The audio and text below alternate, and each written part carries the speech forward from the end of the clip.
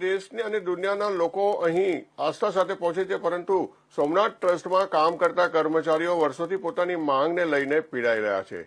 સોમનાથ ટ્રસ્ટના કર્મચારીઓ દ્વારા કાળી પટ્ટી ધારણ કરી વિરોધ પ્રદર્શન કરવામાં આવ્યું હતું અને કર્મચારી મંડળનું કહેવું છે કે 2017 થી 2023 વચ્ચે સેટલમેન્ટ થયું હતું અને ટ્રસ્ટના સેક્રેટરી દ્વારા તેમની પગાર વધારાની માંગ સંતોષાય તેવી ખાતરી આપી હતી। જોકે હવે હાલ સેક્રેટરી દ્વારા પલટો મારાયો હોવાનો આરોપ લગાવાયો છે અને કર્મચારી મંડળ દ્વારા કાળી પટ્ટી બાંધી અને વિરોધ નોંધાવાયો હતો।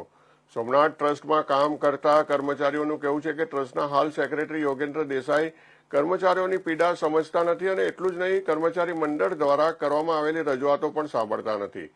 જોકે સોમનાથ ટ્રસ્ટના કર્મચારી કાળી પટ્ટી વિરોધ પ્રદર્શન કરી રહ્યા હતા। સોમનાથ ધારાસભ્ય વિમલ ચુડાસમા અને હીરા જોટવા પણ ત્યાં દોડી આવી આ વિરોધ પ્રદર્શનમાં એમનો સાથ આપ્યો હતો। બંને નેતાઓ દ્વારા આડકતરી રીતે ટ્રસ્ટીઓ પર નિશાન રાખ્યું હતું અને કહ્યું હતું કે સ્થાનિક લોકો જો ટ્રસ્ટમાં ટ્રસ્ટી હોય તો કર્મચારીઓની વેદના સમજી શકે અને મંદિરનો વિકાસ પણ યોગ્ય રીતે થાય, પરંતુ અહીં બહારના ટ્રસ્ટીઓ છે જેના કારણે અહીં સમસ્યાઓ થઈ રહી છે। કારણ કે થોડા દિવસો પહેલા પણ સ્થાનિક સોમપુરા બ્રાહ્મણો દ્વારા યજ્ઞ શાળામાં પ્રવેશને લઈને વિરોધ નોંધાવાયો હતો અને હવે ટ્રસ્ટના કર્મચારીઓ દ્વારા પોતાની માંગોને લઈને વિરોધ કરવામાં આવી રહ્યો છે। આ અમારો એક કર્મચારીનો પ્રશ્ન છે સાહેબ। 2017 થી સેટલમેન્ટ થયું નથી। અમારા પ્રમુખ શ્રી કેમ 9 વર્ષ થઈ ગયા અને જે મળવા પાત્ર જે દરેક વખતે રજા પગાર છે આ છે તે છે બરોબર, એ 2017 થી બધું બંધ છે, બંધ કરી દીધું, બધી ગ્રોસ પગારમાં બધું બંધ કરી દીધું। અને બીજી વસ્તુ વારંવાર અમે સેક્રેટરી સાથે મિટિંગ કરતા, સેક્રેટરી સાહેબનું કહેવાનું એવું છે યોગેન્દ્ર દેસાઈ સાહેબ કે ભાઈ અમિત શાહ સાથે પડ્યું કે ચેરમેન પાસે પડ્યું અને અહીંયા આ વખતે મિટિંગમાં અમને એવું કીધું કે ભાઈ તમે તમારી આગળની કાર્યવાહી ચાલુ રાખો બરોબર। મને શાહ સાહેબ જવાબ દેતા નથી। હું વારંવાર દિલ્હી ગયો છતાં પણ મને જવાબ દીધો નથી।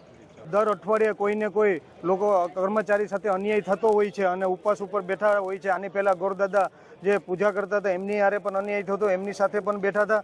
પાછું આ અઠવાડિયે પણ આ એક કાયમી કર્મચારી ઉપર પણ અન્યાય થયો છે, એટલે એની પાસે આવ્યા છે।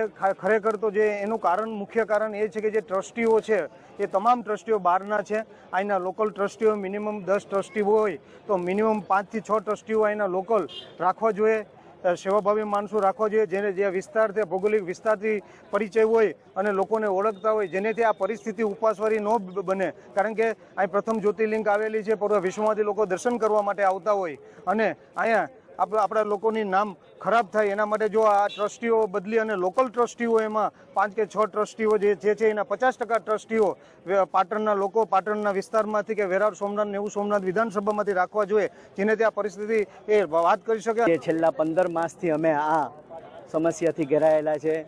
વારંવાર અમે 2017થી અમારું સેટલમેન્ટ છે એનો પગાર આકારણી અમારા સોમનાથ ટ્રસ્ટમાં થાય છે। ત્યારબાદ 2020માં સેટલમેન્ટ 2017થી 20નું પૂરું થયું। ત્યારબાદ કોરોના આવતા આ સમસ્યા આગળ વધી નહીં। આ સમસ્યા ત્યાં ઊભી રહી અને આગળ વધવાના કારણે અમે સોમનાથ ટ્રસ્ટને સહકાર આપી અને 2020થી 23નું સેટલમેન્ટ છે એ બેઠું સેટલમેન્ટ, એટલે બેઝિકમાં 4% અને ડીએમાં 4% લઈ અને સંપૂર્ણ સહકાર જે તે સમયમાં ટ્રસ્ટી હતા પી.કે. લહેરી સાહેબ એને સંપૂર્ણ સહકાર આપ્યો અને ત્યારે એમને એક કમિટમેન્ટ આપ્યું હતું કે જ્યારે